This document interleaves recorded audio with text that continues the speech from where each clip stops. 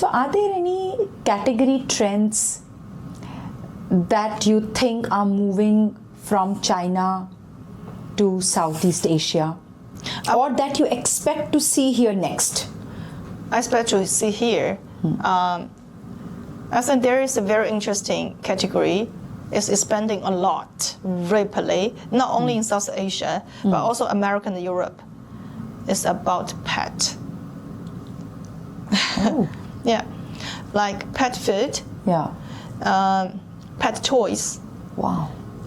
pet diapers, and the ropes for the type, even the house for the pet, even the little pillow for the pet.